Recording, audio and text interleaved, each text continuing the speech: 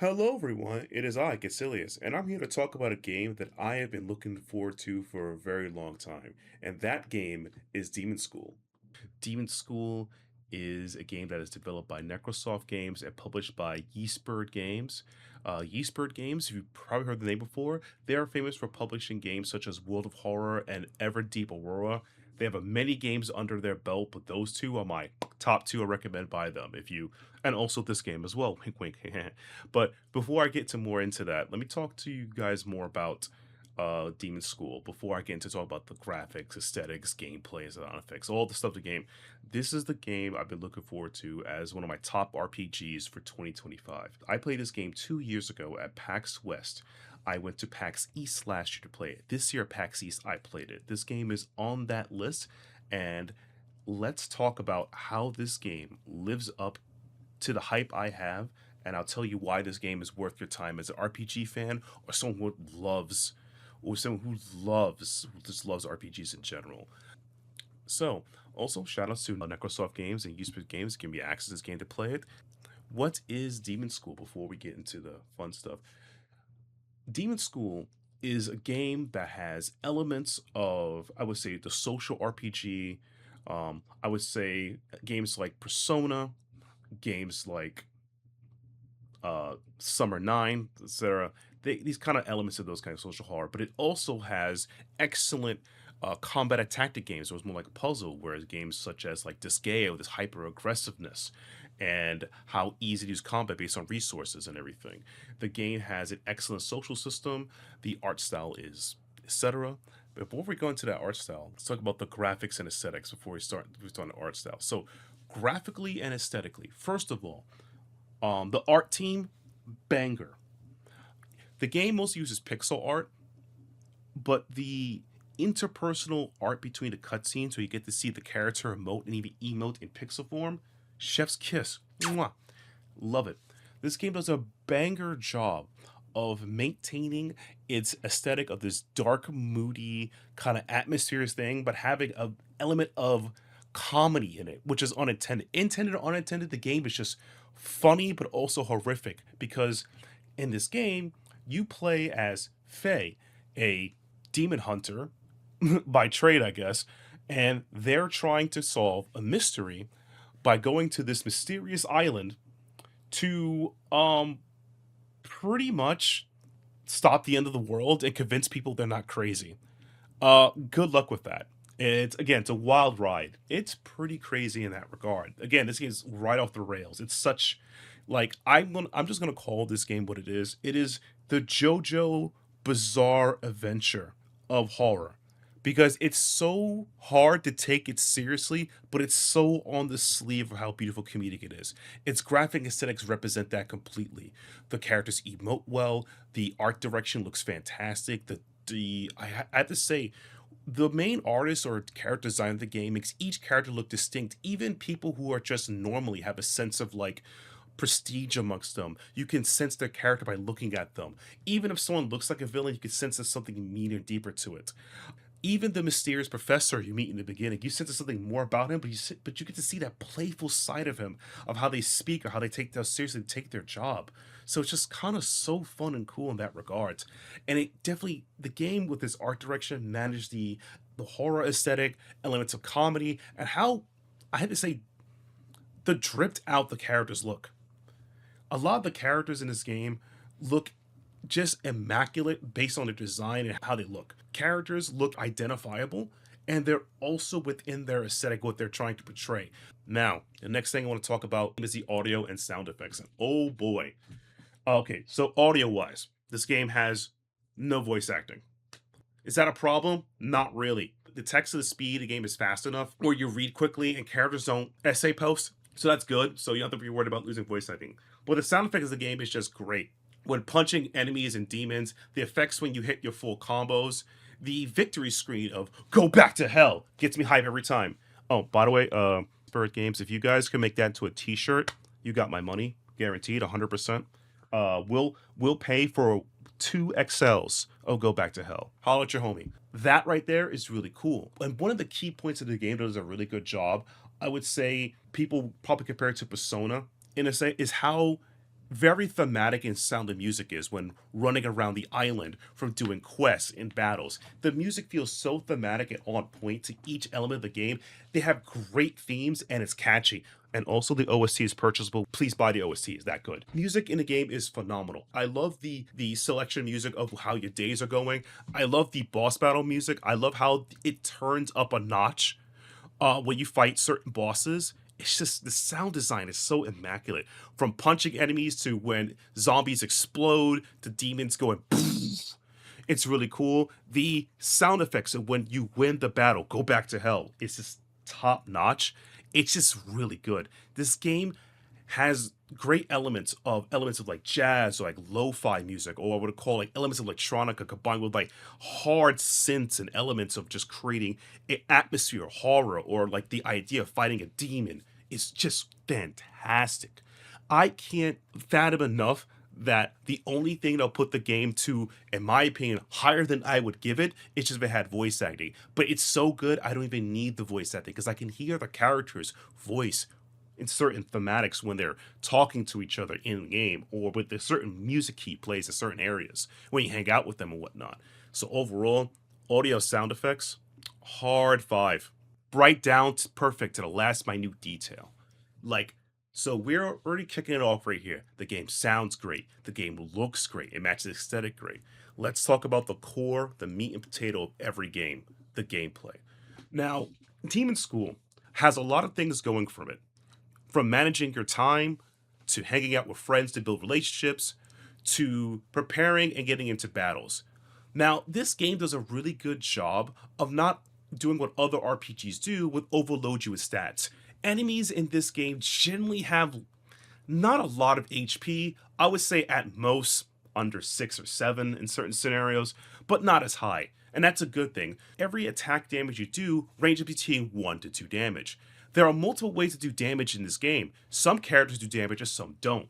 A character, which I'm hoping I'm not mispronouncing their name, Nute, because his name is spelled, oh sorry, their name is Knute, which I say Nute because from my, I actually know some people with similar names like that in my culture, and that name's like, it's either Nut or Nute, but as someone of Creole descent, I actually know someone named Lire, so I always pronounce the E, so I'm assuming it's Nute. If anyone correct me, I'm willing to be wrong on that. That's that in a nutshell. Some characters like Nute do not provide damage whatsoever. Their entire aesthetic is that they provide healing.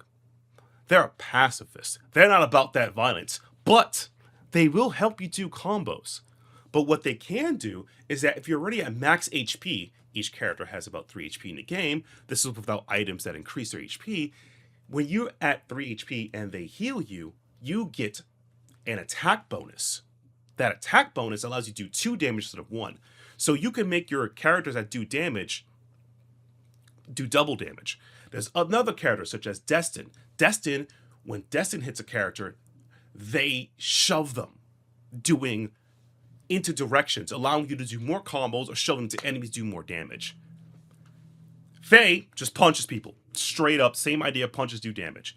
And then one of my favorite characters in the game, Namako, best girl Namako, they are just like awesome. They provide stun and debuffs for every enemy they pass through. Putting this all together, you're able to piece an idea how to enter into combo and beat people down. But what's stopping you from beating enemies all in one turn?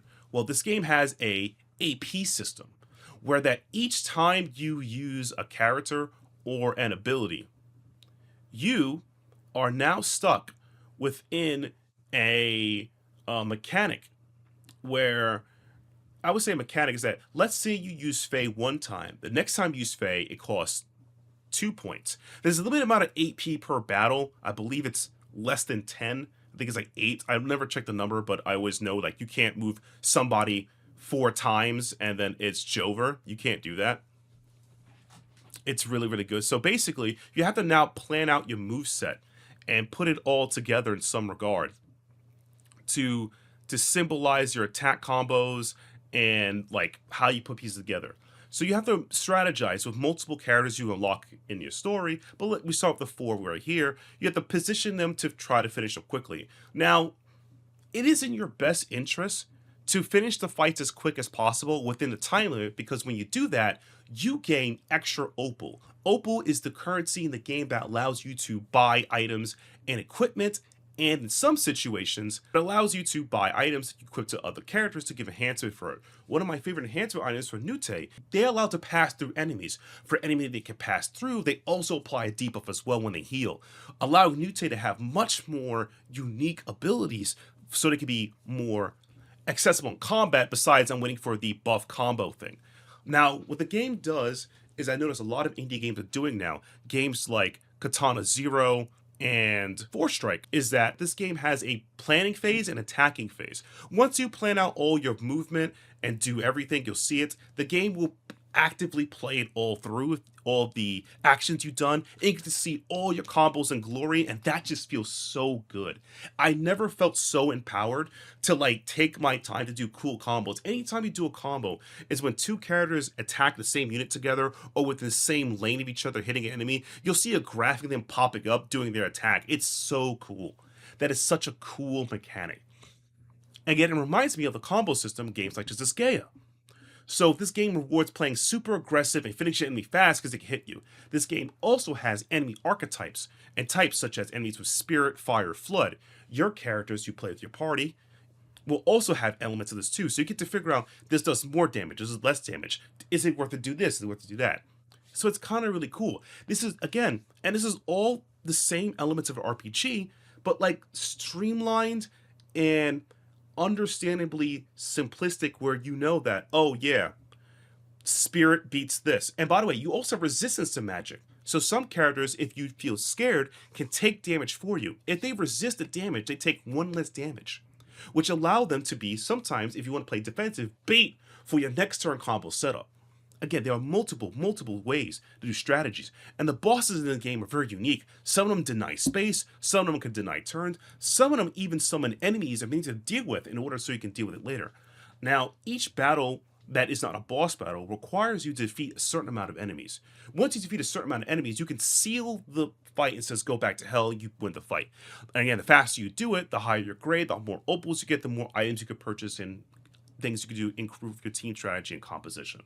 So that's the combat aspect. The social aspect of the game is really cool. Similar to Persona or other social RPGs, as I like to call them, they make you plan out your days where if I hang out with one friend, I raise their ability up. I can make two friends work on doing research to make items for me that I can equip to give me special abilities like immune to tether or increased damage, or I get increased money when this character defeats an enemy, which is really, really cool. And this game also does something pretty awesome. This game, slight spoiler, has multiple endings.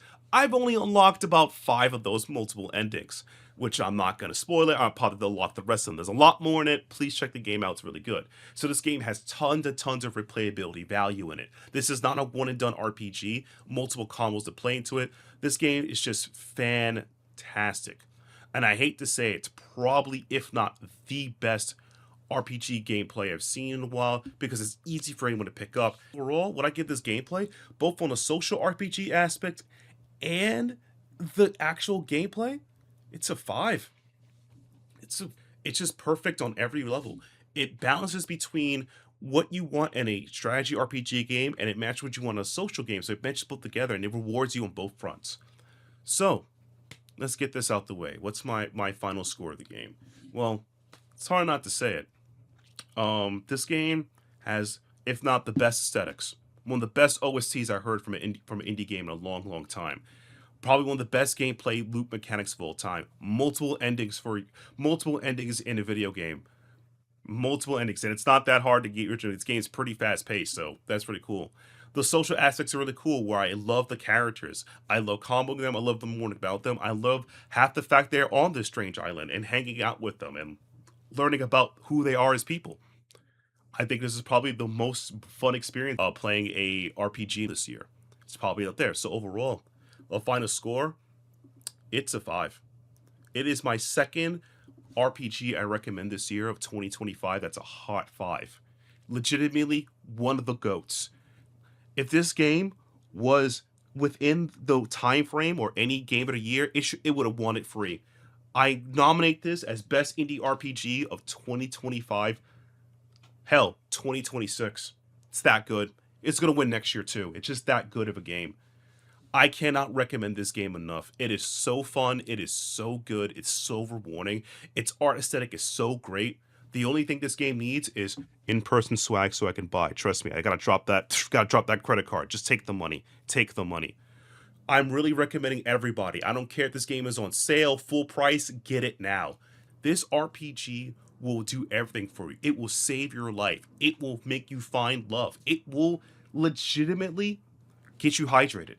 It'll make you drink that cup of water you're supposed to drink it. It'll get you back on that protein diet you ever wanted. But unironically though, jokes aside, this game is a fantastic experience. And also, if you want to see my more reactions of me playing this game, I do have a VOD on the YouTube page. You can check out that VOD of me just hyping the game up of how much fun I was having and time taking to get like quote unquote A rank and everything. So it's just really fun. This game is just fantastic. There's no way to get around it. This is Get Silliest. Check out Demon School. 5 out of 5. This game is probably, again, RPG of the year, RPG of 2025 and 2026. Let me know what you guys think about the game below if you haven't already, if you tried it, and I'll see you guys in the next one. Bye-bye, everybody.